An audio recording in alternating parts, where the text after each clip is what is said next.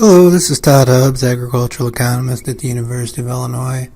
Today I'm talking about my weekly outlook from November 4th, 2019. What does the trade deal promise for soybean exports?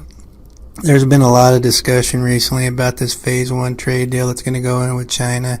The initial announcement talked about a $40 to $15 billion a year worth of agricultural exports, and this gradually turned into a $20 million a year arrangement. And since then we've heard Chinese commentators talking about as China market demand requires. So we've seen soybean prices strengthen and incorporate a lot of this recent export activity from China. And to me that leaves the question of, what if any changes in soybean exports may come from the new deal? And that's if the new deal gets done. So I'm going to do a little bit of a deep dive into where we've been sending stuff, what production prospects look like in the 2019 crop year for some of the major producers, and my estimates of what we could see happen to soybean exports if a trade deal comes through. I'd like to begin the discussion by looking at the projected changes for soybean production and consumption from the 2018-19 to the 2019-20 marketing year that's currently being put forth by USDA. As you can see on the left, the change in soybean production in total for the world, it's down considerably, mainly driven by the United States. We had over 12 million acres less soybeans planted, and we continue to see the yield deteriorate. There's a jump in production from Brazil. Their acreage is up to 91.2 million acres with a projected yield of 49.5, which is about a bushel above what they did last year.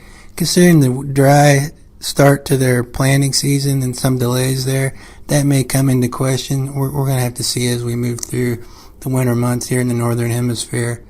Overall, everybody else is just sort of scattered around. These are the top 10, and then at the end you see the rest of the world. But the steep drop-off in production is driven mainly by the United States.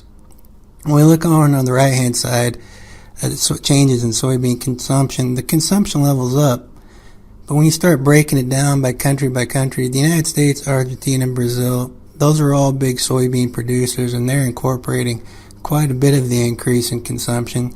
China's up. Basically, they're up about 70 million bushels from last year at 3.12 billion bushels of soybean import demand. They have the African swine fever still in their herd. Their herd's supposedly down around 40% from last year, and we've seen that swine fever spread all through Asia. It doesn't look like it's going to stop anytime soon. As they're trying to ramp up their herd expansion to recover from this and for alternative feed use for soybeans, maybe we'll keep Chinese soybean imports from falling.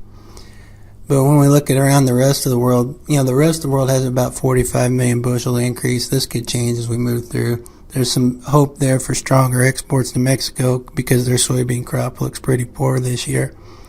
But overall, when we look at the overall change in consumption relative to last year, when you take out major producers, it's not as much as it feels like when you look at the world graph.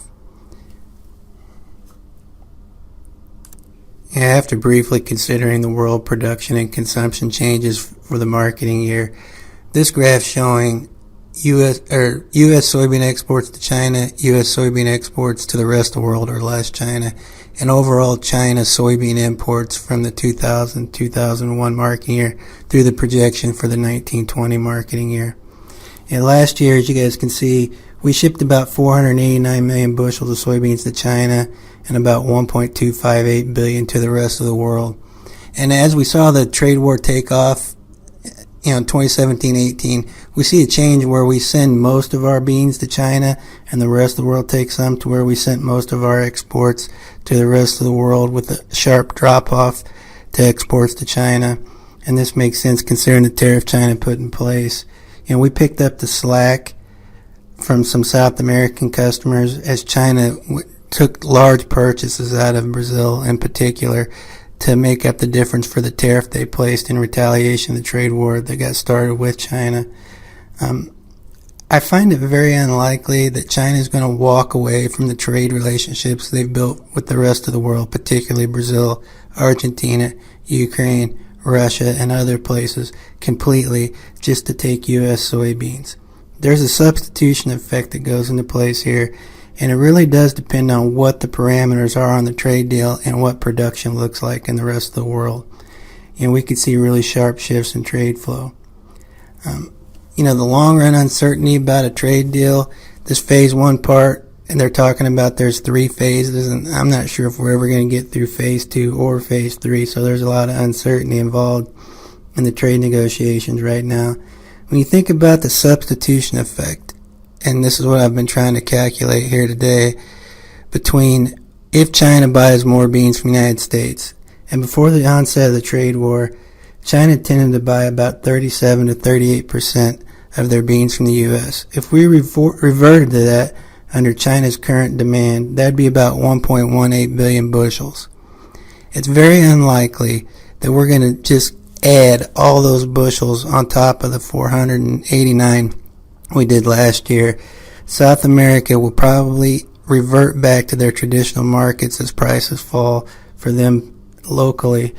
And by my calculations, I think you could see an expansion of U.S. exports of soybeans this year at 70 to 100 million bushels above the currently projected 1.775 billion bushels. We're not carrying in near as much as we thought we were going to early in the year, mainly due to our acreage drawback. If we short this crop even more, profitability and crush might get hurt a bit, particularly if exports take off to China. But the huge substitution effect I think that's going to go into place is going to sort of mitigate most of the large increases in exports that we would expect with China coming back in our market.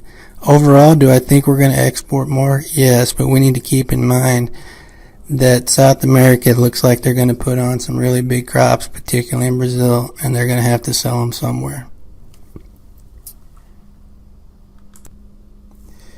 Overall, expanded soybean exports under the proposed trade agreement for the U.S. looks probable.